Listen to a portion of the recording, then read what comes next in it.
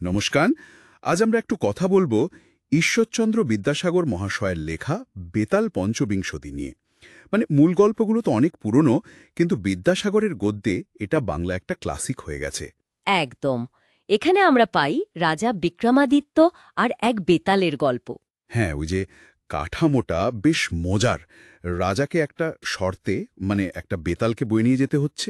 আর পথে ওই বেতাল রাজাকে গল্প শোনাচ্ছে। ঠিক। আর প্রত্যেক গল্পের শেষে রাখছে একটা বেশ কঠিন প্রশ্ন।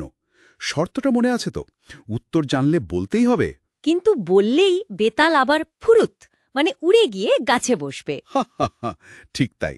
তো আজকের উদ্দেশ্য হলো এই গল্পের ভেতরের যে মজা আর ওই নৈতিক প্যাচগুলো, সেগুলো একটু বোঝার চেষ্টা করা।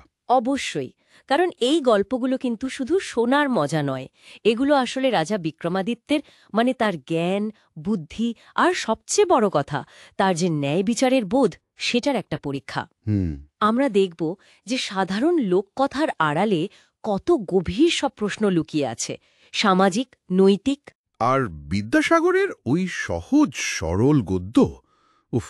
সেটাই, ওই গদ্যের জন্যই কিন্তু গল্পগুলো এত জীবন্ত লাগে আজও। আচ্ছা, গল্পের শুরুটা তো বেশ নাটকীয়, তাই না?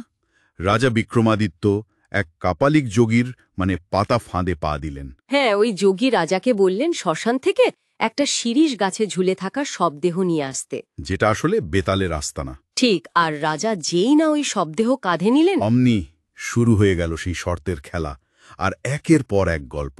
এখান থেকেই তো আসল মজাটা শুরু। বেতাল গল্প বলতে শুরু করলো, ধরুন ওই গল্পটা এক মৃত রাজকন্যাকে নিয়ে। হ্যাঁ হ্যাঁ, যাকে 4 জন যুবক বাঁচিয়ে তুলেছিল। মনে আছে তো? একজন হাড় খুঁজে আনলো, একজন মাংস চামড়া দিল, তৃতীয় জন প্রাণ দিল, আর চতুর্থ জন তাকে সবসময় রক্ষা করত। একদম। আর বেতালের প্রশ্নটা ছিল, এই 4 জনের মধ্যে কে রাজকন্যার স্বামী হওয়ার সবচেয়ে যোগ্য? সত্যি তো, দারুণ জটিল প্রশ্ন। কার দাবি সবচেয়ে বেশি, যে প্রাণ দিল নাকি যে শরীরটা গড়ল?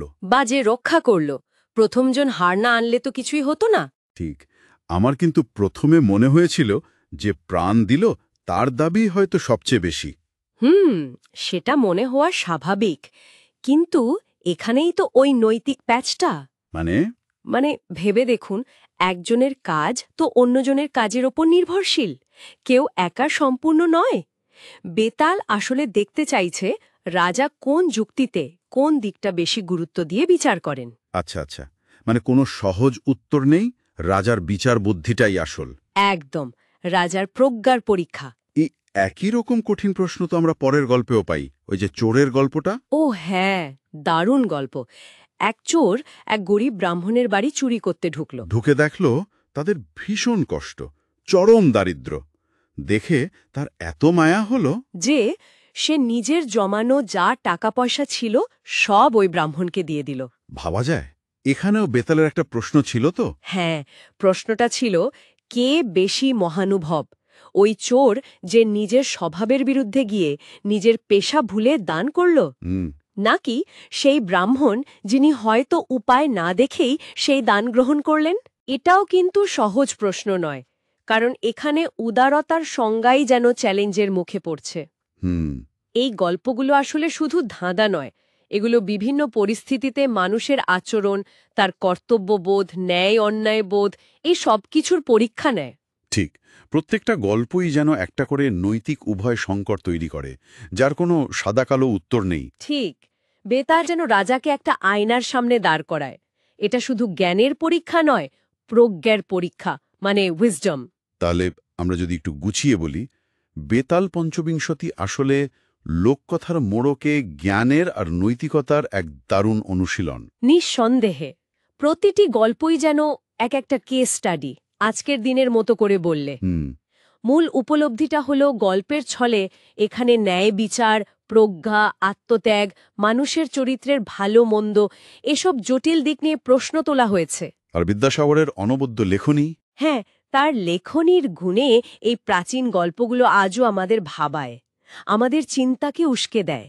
তিনি শুধু অনুবাদ করেননি, তিনি যেন এই শিক্ষাগুলোকে বাঙালির সংস্কৃতির অংশ করে তুলতে চেয়েছেন। একদম। আচ্ছা, শেষে এসে একটা প্রশ্ন মনে আসছে।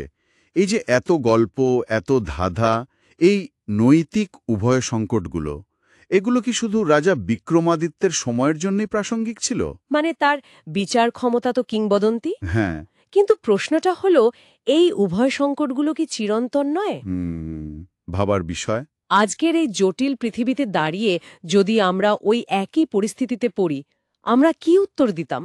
আমাদের বিচার কি সবসময় নির্ভেজাল নীতির ওপর দাঁড়িয়ে থাকত?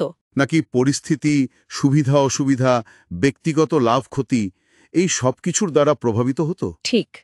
এই প্রশ্নগুলো নিয়েই হয়তো আজকের মতো আলোচনা শেষ করা যায়। হ্যাঁ, আর যারা আরও গভীরে যেতে চান তাদের জন্য তো বিদ্যাসাগরের বেতাল পঞ্চবিংশতি বইটি রইলই। অবশ্যই পড়া উচিত। গল্পের বুনন আর ভাষার জাদু দুটোই অসাধারণ।